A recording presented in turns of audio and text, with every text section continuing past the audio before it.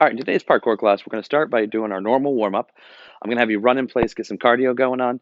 We're going to do some stretching. We'll work on our handstand. Your exercise for today is going to be squat jumps. After that, we're going to do some calf raises, and I have a challenge for you called a Mason twist. All right, as usual, we're going to start off with our warm up. We're going to start with 25 jumping jacks. Go. 1, 2, 3, 4, 5, 6, 7, 8, 9, 10, 11, 12, 13, 14, 15, 16, 17, 18, 19, 20, 21, 22, 23, 24, 25. Good. Now lay down your stomachs. And we're going to do push-ups. Put your hands down. Put your toes back. Pull your toes back so they're on the ground. And get ready. Push up. Say 1 and down. 2, down. 3, down. 4, down. 5, down. 6, down. 7, down. 8, down. 9, down. And 10. Hold it there. And down. Great. Stand up. All right, so now what I want you to do is I want you to start running in place. You're going to put your hands up. You can put your hands in fists. You're going to pick your knees up kind of high. And I just want you to pick your knees up and just run in place for 1 minute. Go.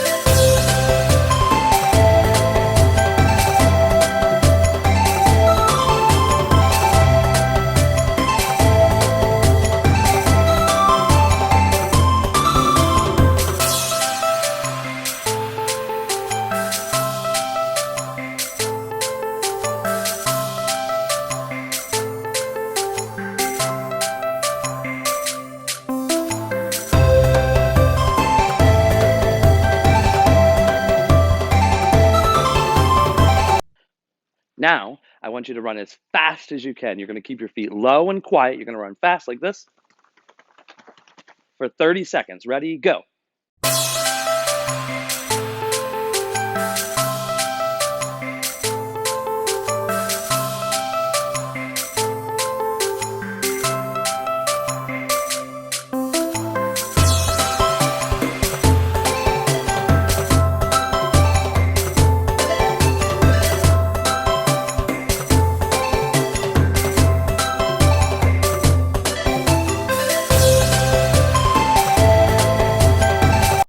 And now, once you do that, you can slow down. I want you to jog normal, just like this.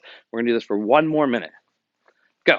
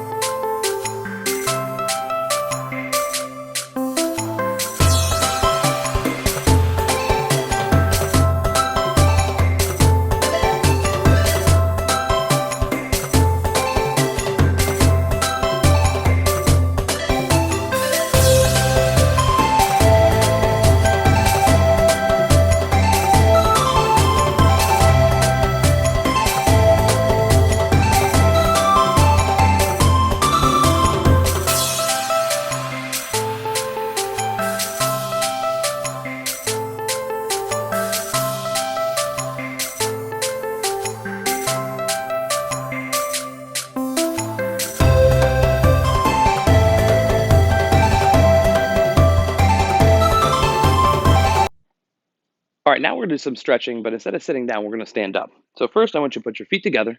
You're going to keep your knees straight. You're going to try to keep your back straight, but bend at your waist. And you're going to reach your hands down towards your feet, straight down. The goal behind this is just to touch your fingertips down, making sure you're stretching the back of your legs. It doesn't really matter how far you go, all right, whether you can touch the ground or not. The deal is I want you to relax, breathe out, make sure that everything in your back of your legs is pulling tight, and you're going as far as you can. All right, so let's hold it down here for about 10 seconds. 1, 2, 3, 4, 5, 6, 7, 8, 9, 10. Good. Stand up.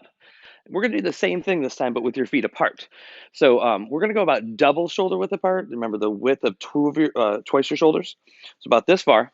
It doesn't have to be really far. If you can do the splits, that's great. We're not going to do that yet. You're just going to take your hands, and now you should be able to put them on the ground at this point. Put your palms down. If you can't, you can go to your knuckles or just your fingertips. But I like to put the palms down. Just make sure your heels are straight, your feet are straight, your heels are down, your legs are straight. Now put your head down, relax, and bend your arms so that you're completely hanging. And you don't even need to touch the ground. Just keep your hands there for balance. And count back from 10. 10, 9, 8, 7, 6, 5, 4, 3, 2, 1. Go ahead and stand back up. Now this time, you're going to put one of your legs in front of the other leg. Don't worry about pushing back too far so that they are even. One leg could be in front. All that's happening is you're stretching the leg that's in the back. The leg that's in the back is straight. The leg in front is really just holding your knee straight, so it really stretches the back of your leg. So now, again, relax. Just lean down, and let's count to 10. 1, 2, 3, 4, 5, 6, 7, 8, 9, 10. Good. Stand back up. Let's switch to the other leg. Put the other leg in front.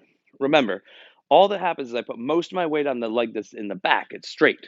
This leg in front is really just pushing my leg up against my knee to make sure it's held straight. And then I lean down. And we're going to count back from 10. 10, 9, 8, 7, 6, 5, 4, 3, 2, 1. Good. Stand back up. And the last one that we're going to do is you're going to put your feet double shoulder width apart again, but this time bend your knees. You're going to turn your feet as far as you can so they're facing opposite directions. If you feel like you can go more and you have to really struggle to make it straight, you don't need to do all that, and it's going to throw you off balance. So just put your feet out far enough so they're facing outward. Now you're going to take your forearms, right, the part under your wrists above your elbows, and you're going to push on the inside of your knees, and you're going to push it outward while you lean over and push really hard. Your goal is to try to push your legs apart as far as possible, and you're going to count to 10. 1, 2, 3, 4, 5, 6, 7, 8, 9, 10. Good job. Stand up. Put your feet together. And that was some of the standing stretches. All right, now we're going to work on handstands. Handstands are started off very similar to the way we do a cartwheel. And I'll go over the mechanics of it in a second. But instead of going sideways and going in full circle, we actually turn our body one way and we stop halfway. It's also similar to a headstand, but one of the main differences is that with the handstand, we actually move a lot faster, right? We are able to kick our feet up into the position where they're supposed to be. Now, whether you can do a cartwheel or not, one of the things I wanted to make sure that you do is make sure you wait for me and do each part of it with me. Also, make sure you're in an area where you have permission from your parents to do the handstands. I don't want you in a place where you might fall on something, knock something over, break something. None of these are good to hurt yourself. All right. So if you need to go outside during any of the portions of this, make sure that you do that. If you are okay to be inside, make sure you have enough space, and each time kind of reset yourself in the middle of the space that you have available. But one of the key features of this, obviously, is we stand on our hands, our feet go up, and we balance. Like I said before, you're allowed to kick your feet up relatively fast. In a headstand, we actually go really slow, right? In my opinion, we use our core a lot more. We actually work on balance, and you want to go as slow as possible or relatively slow to actually get into the headstand position. With the handstand, you can kick your feet up, move a lot faster. So if you had a hard time with the headstand, handstands will be a different option for you. So we're going to start with one foot in front of us and your hands up, all right? Just like we did with the cartwheel, except instead of turning exactly sideways, you want to turn a little bit to the front. But one foot is here, both hands are up. Most important part, squeeze your arms. Make sure your arms are completely straight. If your arms are bent at all, when you put your weight on them, especially moving fast with momentum, your arms will bend even farther. You're either going to completely collapse or you'll fall off to the side and you won't be able to control yourself. So arms completely straight, right? Before we ever even start, squeeze them. If it looks like this, not good enough. Squeeze them. Now turn the way you're supposed to go. All right, from here, you're going to lift one of your feet up in the air and then lean forward. So you lean up, backward, and then go forward, just like we did before with the cartwheel, right? We get our momentum. The first step, the only step that I want you to do is when I say go, you're going to try to put your hands down and you're just going to lift one of your legs in the air. The leg that's behind you, right now it's my right leg. The right leg is going to come up and then come right back down. All right, we want to make sure that we don't go too far. All right, we want to make sure that we just kick one leg up. Don't even worry about the leg that's in front of you. You don't want that to go up high yet. We're not there yet. So from here, up, and then down. If you can get your legs straight up in the air, that'll be the best. All right, so I want you to practice that for 1 minute.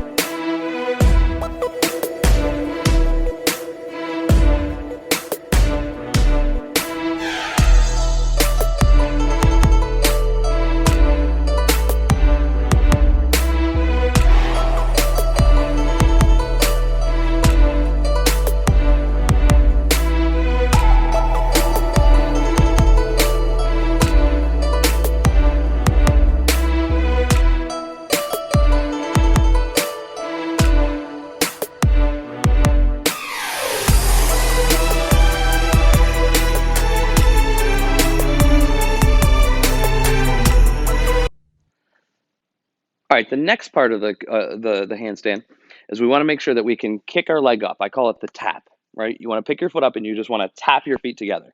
All right, we're going to practice it for 1 minute, but let me show you how it works. Once you get your foot up in the air, the leg that was kind of hanging down a little bit, we want to pick our foot up. We touch them together, and then I, on purpose, put the leg that came up to tap right back down. So in this case, right, I'm going to lift my right leg first. Once my right leg is up, my left foot will come up. It'll touch together. It'll immediately come down on purpose and put down. This purposeful touch is going to be better for you, or good, really good for you, and better for you later when we start to lose our balance. When you're trying to stay up, if you practice on purpose putting your foot down in a way that lands in the way that feels comfortable and good for you, you minimize the chances of falling over to the side or falling too far.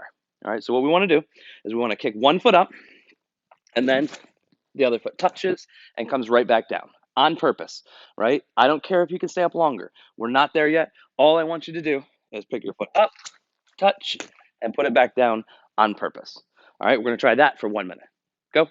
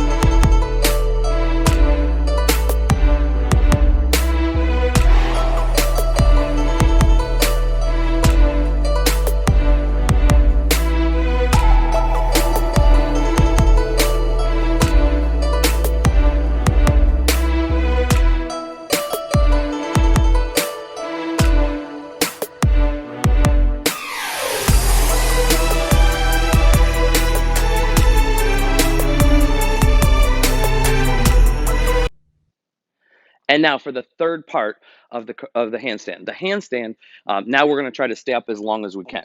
The idea is to do exactly all the parts we've already done, to put your arms down, making sure you keep them straight. If you've had any problems with the cartwheel so far, one of the things that you need to work on is to keep your arms straight. Now, if you can't get past the first part, which is just to pick your foot up, if you have a hard time even getting one foot in the air and landing on and making sure that you land on your feet without falling on your knees or your side, right? Let's just keep working on part number one. If you've got to the point where you can touch, but you're not ready yet to stay up in the air for a long time, just work on option number two. That's perfectly fine to stay at an option that you need to until you get really good at it. All right, but if you have the space and you have permission from your parents to do the full handstand, that's what we're going to work on now. You're going to put your hands down, you're going to kick your feet up, and then you're just going to pick your other foot up and try to hold it the same spot. If you start to lose your balance, your first option should be to kind of shift your hands a little bit one way or another. It takes a lot of arm strength, shoulder strength to move your arms because you actually have to shift off of it to move. If you've gotten to the point where that feels comfortable, you can do that. But the best thing that you can do, right? Not the first option you should, but the best thing that you can do when you start to lose your balance is to kick your foot back down on purpose. I know I keep saying it, but it's really important to kick your foot down. So all you're going to do is you put your hands up, you're going to put your feet up, and you're going to balance. As soon as you start to lose your balance, put your foot back down. Start again, pick your feet up, hold it there for a little bit longer, and then see how long you can hold it up for. I want you to practice that for 1 full minute.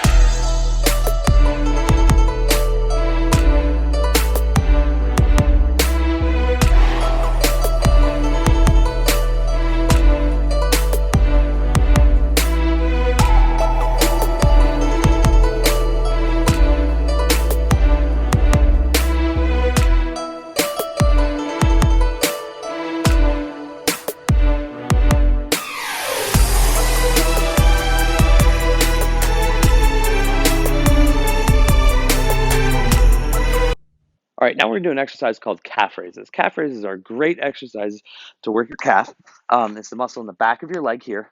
It's the muscles that we use to push off the ground.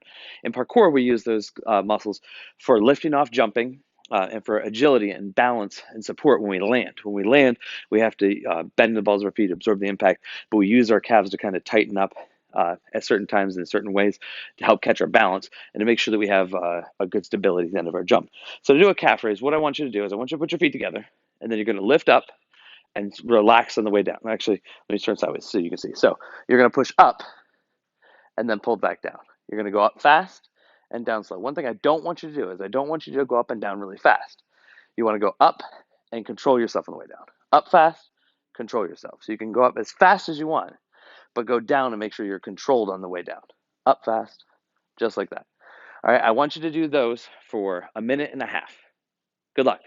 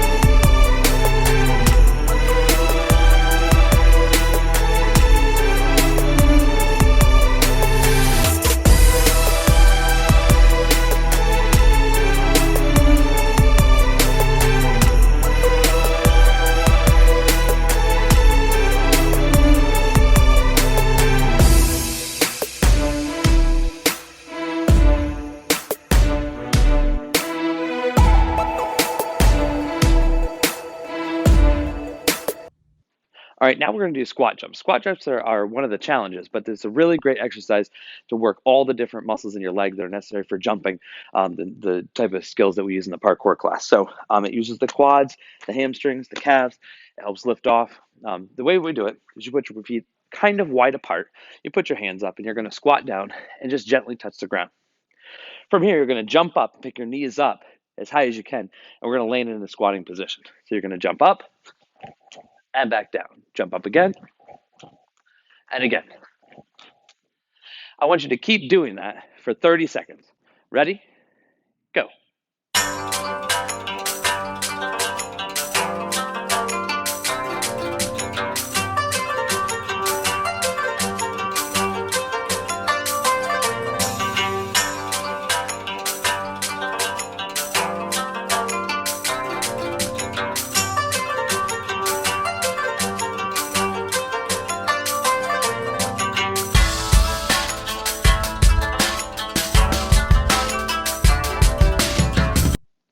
today's challenge, we're going to work on the Mason twist. So we had already done the Russian twist, and now the Mason twist is going to be very similar. All right, all you're going to do is balance yourself like this, but this time keep your legs straight. It's a little bit harder. It's going to make you lean back just a little bit more, but it's important that you keep your legs straight. Your hands are here. You're going to reach over, touch the ground on either side as fast as you can. All right, I want to see how many times you can touch the ground in 1 minute. Good luck.